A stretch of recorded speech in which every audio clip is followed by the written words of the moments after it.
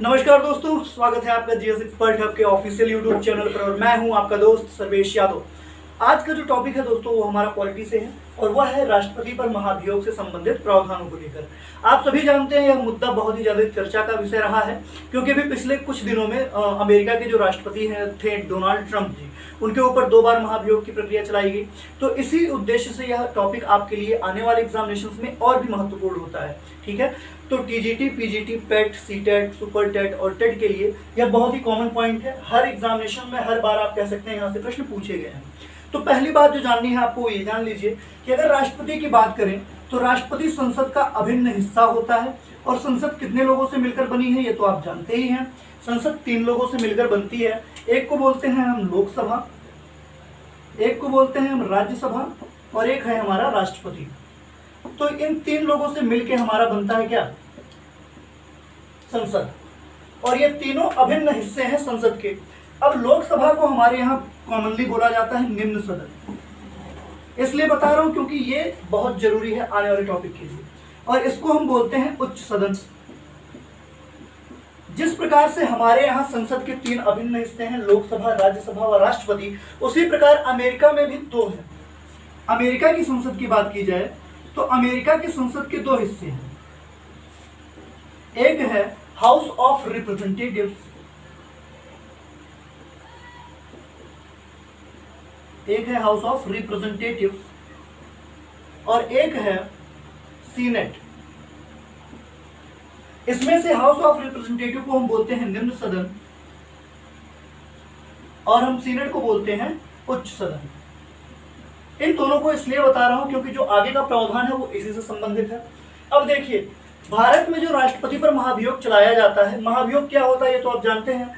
महाभियोग वह प्रक्रिया है जिसके द्वारा किसी देश के राष्ट्रपति को उसके पद से हटाया जाता है। ठीक, तो भारत के राष्ट्रपति को हटाने के लिए जो प्रावधान है वह 2 भागों में है। ठीक है, ये संसद के 2 सदन हैं, एक है लोकसभा और एक है राज्यसभा। और आप सभी जानते हैं कि 1976 का जो निर्वाचन प्रावधान है उसके आधार पर लोकसभा में अधिकतम सदस्यों की संख्या जो हो सकती है वह 550 हो सकती है, अधिकतम संख्या जो हो सकती है। वर्तमान में तो 545 संख्या है लोकसभा में और राज्यसभा में 245 है। और इसमें जो अधिकतम संख्या हो सकती है वो हो सकती है 250। तो एक प्रावधान किया गया राष्ट्रपति पर महाभियोग की प्रक्रिया का। उसमें यह बताया गया कि भारत के राष्ट्रपति को अगर उसके पद से हटाना है तो उसके ऊपर महाभियोग की प्रक्रिया चलाई जानी चाहिए। और इसका वर्णन हमें अनुच्छेद 61 के अंतर्गत मिलता है। भारतीय संविधान के अनुच्छेद 61 में राष्ट्रपति पर महाभियोग की प्रक्रिया का वर्णन किया गया है और उसी में बताया गया है कि राष्ट्रपति पर महाभियोग का प्रस्ताव दोनों सदनों में से यानी कि लोकसभा या राज्यसभा के किसी भी सदन में लाया जा सकता है। यानी कि राष्ट्रपति पर महाभियोग की प्रक्रिया को प्रारंभ करने के लिए या तो लोकसभा या फिर राज्यसभा किसी भी सदन में प्रस्ताव लाया जा सकता है, लेकिन उसके लिए कुछ कंडीशन है। अगर वो कंडीशन समझ लिए तो फिर महाभियोग की प्रक्रिया पूरी तरह से खत्म होगी। अब प्रक्रिया क्या है कि अगर आपको लोकसभा, मान लीजिए कि कोई सदन, निम्न सदन ही है हमारा, लोकसभा में पहला काम किया गया, राष्ट्रपति पर महाभियोग की प्रक्रिया चलाने का प्रारंभ किया गया। इसके लिए लोकसभा के 1/4 सदस्यों को एक प्रस्ताव पत्र पर, एक संकल्प पत्र पर यह हस्ताक्षर करना होगा और यह बोलना होगा कि हम राष्ट्रपति पर महाभियोग की प्रक्रिया चलाना चाहते हैं क्योंकि वह संवैधानिक असमर्थता या साबित कदाचार के अंतर्गत दोषी पाए गए हैं। तो पहला जो कंडीशन वह यह है कि राष्ट्रपति पर महाभियोग चलाने के लिए किसी भी सदन में 1/4 सदस्यों का संकल्प पत्र, हस्ताक्षरित संकल्प पत्र पारित होना चाहिए। अब जब 1/4 सदस्यों का संकल्प पारित हो जाएगा तो जिस सदन में यह संकल्प पत्र आएगा उस सदन के अध्यक्ष 14 दिन पूर्व राष्ट्रपति को एक पत्र भेजेंगे, या कह सकते हैं 14 दिन पूर्व एक नोटिस भेजेंगे कि आपके ऊपर एक कार्रवाई की जा रही है जिसके अंतर्गत आपको संवैधानिक असमर्थता या साबित कदाचार के आधार पर यह पाया गया है कि आप दोषी हैं और इसका जो प्रस्ताव है वह लोकसभा में लाया गया है। तो आप अपनी स्पष्टता के लिए, आप अपने पक्ष को रखने के लिए संपर्क कर सकते हैं। अब यह 14 दिन पूर्व जो नोटिस है, 14 दिन के अंदर राष्ट्रपति या तो स्वयं या किसी सदन के अन्य अध्यक्ष सदन के नहीं, किसी अन्य वकील को नियुक्त कर सकता है अपना पक्ष रखने के लिए। ठीक, लेकिन यह जो राष्ट्रपति पक्ष रखेगा वह रखेगा दूसरे सदन में। जैसे लोकसभा में प्रस्ताव लाया गया तो लोकसभा में राष्ट्रपति या उसके द्वारा नियुक्त कोई वकील अपना पक्ष नहीं रख सकता है लोकसभा में, वह रखेगा उसके विपरीत सदन में या दूसरे सदन में। यानी कि लोकसभा में प्रस्ताव आया है तो वह राज्यसभा में अपना स्पष्टीकरण प्रस्तुत करेगा। लेकिन उससे पहले इसके लिए तीसरा प्रोसेस होना जरूरी है। इस संकल्प पत्र को जो एक बार 1/4 सदस्यों ने संकल्प पत्र पे हस्ताक्षर किया था, इस संकल्प पत्र पे उसी सदन के 2/3 सदस्यों का बहुमत होना चाहिए। ये पहला 3 प्रोसेस है, ये पहले चरण का कार्य माना जाता है। राष्ट्रपति पर महाभियोग चलाना है तो यह प्रारंभिक चरण है। पहले चरण में किसी भी सदन के 1/4 सदस्यों के द्वारा एक हस्ताक्षरित संकल्प पत्र पारित होना चाहिए। उसके बाद उसी सदन के अध्यक्ष के द्वारा राष्ट्रपति के नाम 14 दिन पूर्व अग्रिम नोटिस भेजी जाएगी कि वह अपना पक्ष रखे। अगर उस संकल्प पत्र को 2/3 सदस्यों का बहुमत प्राप्त हो जाता है तो इसका जो दूसरा सदन है, यानी कि अगर लोकसभा में प्रस्ताव आया है तो राज्यसभा, यह क्या करेगा, इसका अन्वेषण करेगा। इसके बाद का प्रोसेस है, चौथा प्रक्रिया राज्यसभा में होता है और वह अन्वेषण करता है इस बात का कि क्या जो आरोप लगाया गया है राष्ट्रपति के ऊपर वह सही है या गलत। चौथा प्रक्रिया है क्या, राज्यसभा उसका अन्वेषण करेगा। राष्ट्रपति अपने स्वयं या फिर अपने द्वारा नियुक्त किसी वकील को अपना पक्ष रखने के लिए दूसरे सदन में भेजेगा। अब अगर इस प्रक्रिया के बाद भी यह साबित हो जाता है कि राष्ट्रपति पर लगाया गया आरोप पूर्णतः सत्य है तो उसी समय राष्ट्रपति को उसके पद से निकाल दिया जाएगा। लेकिन इस अन्वेषण के बाद इस सदन के 2/3 सदस्यों का बहुमत प्राप्त होना चाहिए इस मत के लिए। थोड़ा सा कंफ्यूज होंगे आप मेरे ख्याल से, तो आप क्लियर कर लीजिए कि पहले जिस सदन में प्रस्ताव लाया जाएगा महाभियोग के लिए उसके 1/4 सदस्यों के प्रस्तावक मंडल होने चाहिए, यानी कि हस्ताक्षरित संकल्प पत्र पारित होना चाहिए कि वह राष्ट्रपति पर महाभियोग चलाना चाहते हैं।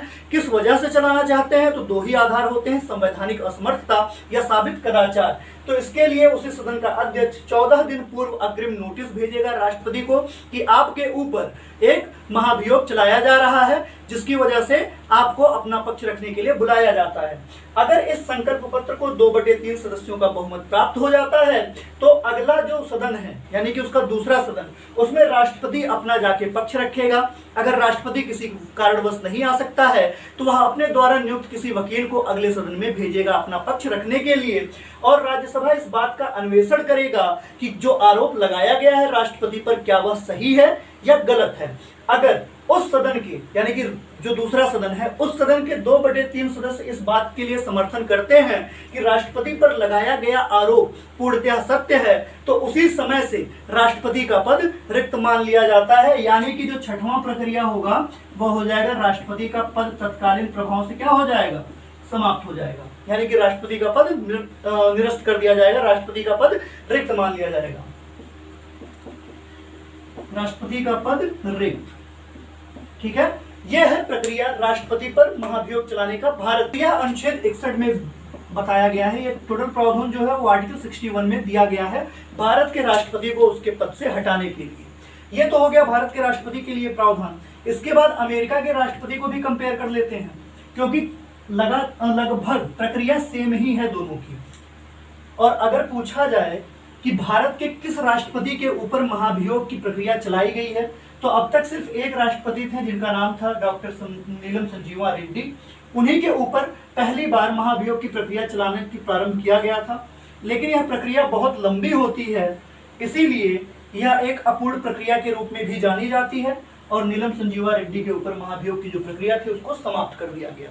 आप ये भी जानते हैं कि सुप्रीम कोर्ट और हाई कोर्ट के जो न्यायाधीश होते हैं, मुख्य न्यायाधीश होते हैं, उनको उनके पद से हटाने के लिए भी महाभियोग की प्रक्रिया ही चलाई जाती है। और अभी तक सबसे पहले तो सुकुमार सेन के ऊपर चलाया गया था महाभियोग जैसी प्रक्रिया और उसके बाद अभी जल्द ही जो 45वें भारत के मुख्य न्यायाधीश थे दीपक मिश्रा, उनके ऊपर राष्ट्रपति पर उनके ऊपर महाभियोग की जैसी प्रक्रिया चलाई गई। ठीक है, ये अब तक का अपडेटेड था। अब हम बात करते हैं अगर अमेरिका यानी यूनाइटेड स्टेट्स ऑफ अमेरिका में राष्ट्रपति को उनके पद से हटाने की प्रक्रिया को, तो इसमें भी 2 सदन होते हैं, आप जानते हैं। एक होता है हाउस ऑफ रिप्रेजेंटेटिव और एक होता है सीनेट। हमारे यहाँ क्या है, भारत में अगर राष्ट्रपति पर महाभियोग चलाना है तो हम दोनों सदनों में से किसी भी एक सदन के ऊपर, किसी भी एक सदन में यह संकल्प ला सकते हैं। लेकिन संयुक्त राज्य अमेरिका में जो प्रावधान है, राष्ट्रपति पर महाभियोग चलाने के लिए जो पहला प्रण है वह मुख्य रूप से हाउस ऑफ रिप्रेजेंटेटिव्स के द्वारा ही लाया जाना चाहिए। यानी कि महाभियोग का जो संकल्प पत्र होगा वह हाउस ऑफ रिप्रेजेंटेटिव्स में ही लाया जाएगा।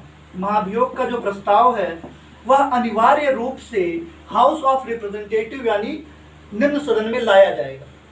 और यहाँ पर जो राष्ट्रपति पर महाभियोग को लाने का प्रक्रिया होता है उसके लिए जैसे भारत में है साबित कदाचार या संवैधानिक असमर्थता, लेकिन अमेरिका में क्या है, इसका प्रावधान क्या है, उसके लिए आपके ऊपर राष्ट्रद्रोह का मुकदमा होना चाहिए, यानी कि आपने राष्ट्र के खिलाफ कोई कार्य किया है, या आप लूटपाट में आपका नाम दर्ज होना चाहिए, या आपने भ्रष्टाचार किया हो, तब आपके ऊपर महाभियोग का प्रस्ताव लाया जाएगा। और वह लाया जाएगा कहाँ, हाउस ऑफ रिप्रेजेंटेटिव में। सिर्फ 2 चरणों में होता है। पहला चरण हाउस ऑफ रिप्रेजेंटेटिव, इसमें ले आया चरण। दूसरे चरण में क्या होता है, सीनेट अन्वेषण करता है, जो कि उच्च सदन है, वह सिर्फ न्यायालय की भूमिका निभाता है, न्यायालय की भूमिका निभाता है और यह देखता है कि जो राष्ट्रपति के ऊपर लगाया गया है आरोप क्या वह सही है या गलत। अगर यह पाता है कि राष्ट्रपति पर लगाया गया आरोप सही है तो तीसरा प्रावधान है, राष्ट्रपति को यानी कि प्रेसिडेंट को उसके पद से हटा दिया जाता है। प्रेसिडेंट का जो पद होगा वह एम्प्टी मान लिया जाएगा, तत्कालीन प्रभाव से राष्ट्रपति को हटा दिया जाएगा। तो हल्का सा प्रक्रिया अलग है। पहली प्रक्रिया क्या है कि महाभियोग का जो प्रस्ताव है वह हाउस ऑफ रिप्रेजेंटेटिव में ही आएगा, यानी कि निम्न सदन में ही लाया जाएगा। दूसरा प्रावधान यह है कि इसके प्रस्ताव पर न्यायालय की भूमिका के रूप में सीनेट कार्य करेगा और यह अन्वेषण करेगा कि जो अमेरिका के राष्ट्रपति के ऊपर लगाया गया है आरोप क्या वह सही है। अगर यह पाता है कि हाँ यह आरोप सही है तो तत्कालीन राष्ट्रपति का जो पद है वह रिक्त मान लिया जाता है। और ऐसे कंडीशन में यह प्रावधान किया जाता है कि जो राष्ट्रपति का कार्य है वह वहां का उपराष्ट्रपति करेगा। ठीक है। और आप सभी जानते हैं कि भारत के जो राष्ट्रपति होते हैं वह केंद्रीय मंत्रिमंडल के प्रमुख होते हैं या संघ के कार्यपालिका के अध्यक्ष होते हैं और उनका जो कार्य होता है वह जो भी अपनी शक्तियां का प्रयोग करेंगे वह केंद्रीय मंत्रिमंडल के सलाह पर करेंगे। जबकि जो अमेरिका के राष्ट्रपति होते हैं उनके पास सारी शक्तियां होती हैं, उनको किसी मंत्रिमंडल की सलाह की जरूरत नहीं होती है, वह सभी शक्तियों का प्रयोग अपने अनुसार कर सकते हैं। तो यह मुख्य अंतर है राष्ट्रपति पर महाभियोग की प्रक्रिया का अमेरिका में और भारत में।